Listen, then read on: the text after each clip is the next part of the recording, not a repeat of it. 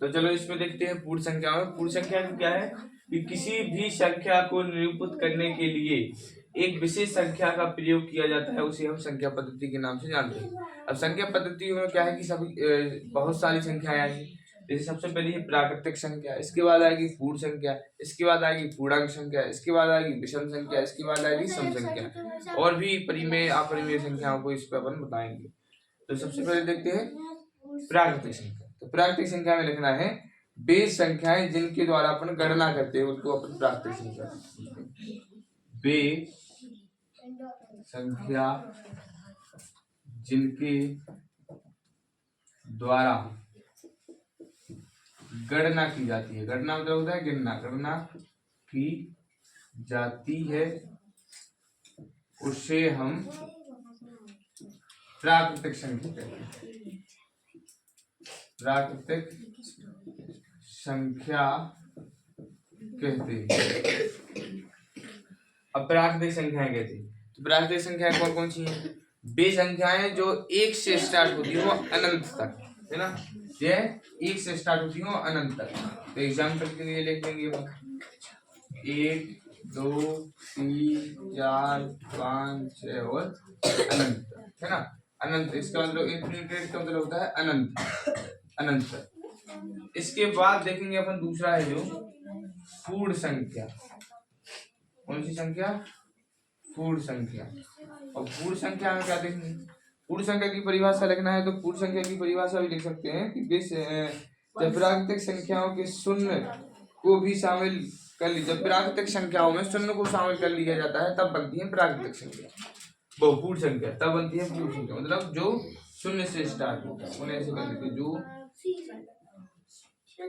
शून्य से शुरू उनको अपन पूर्ण संख्या कहते हैं। जैसे देख लो एग्जाम्पल के लिए 0 1 2 3 4 5 6 और अनंत, ऐसी आ जाओ अनंत। और भी ऐसी बहुत सारी संख्याएं बिल्कुल स्टार्टिंग से देखेंगे। आ जाओ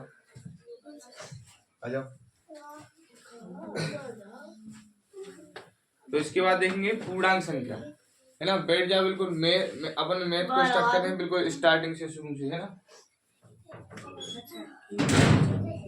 चलो देखो, इसके बाद देखेंगे अपन पूर्णांक संख्या, है ना।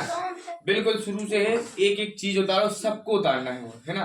और स्पीड थोड़ी जल्दी जल्दी करते जाएंगे क्योंकि पढ़ चुके हैं एक बार। इसके बाद देखेंगे अपन कौन सी संख्या? पूर्ण संख्या के बाद है पूर्णांक संख्या। कौन सी संख्या? पूर्णांक संख्या, है ना। पूर्णांक संख्या को भी देखना है तो पूर्णांक संख्याएं वे संख्याएं जो धनात्मक एवं ऋणात्मक रूप में होती है ना।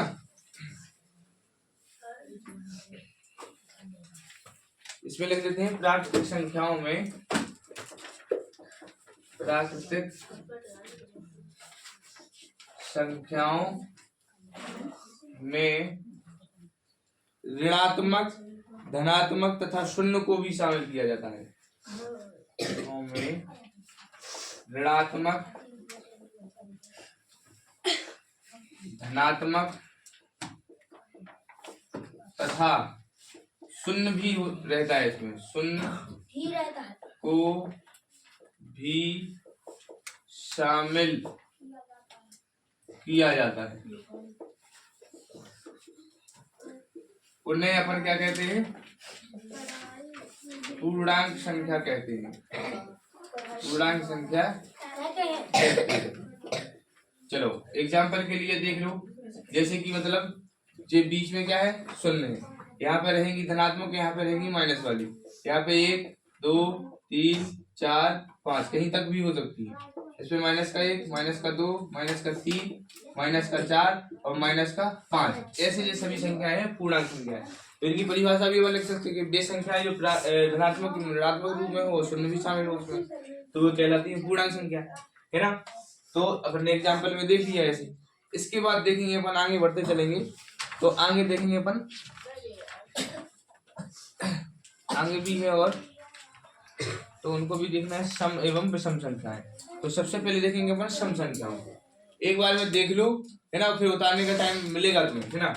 इसके बाद है ये दूसरा हो गया है ना, ये चौथा है सम संख्या। बहुत काम की चीज है, अगर संख्याएं नहीं आती है तो आगे के तो वैसे ही नहीं कर पाएंगे। सम संख्या, सम संख्या में लिखो बे संख्याएं जो दो से पूर्णतः विभाजित हो जाए। सम संख्या में लिख लो बे संख्याएं जो दो से पूर्णतः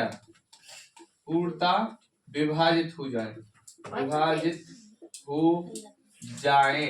उन्हें अपन क्या कहते हैं? उन्हें हम सम संख्या कहते हैं।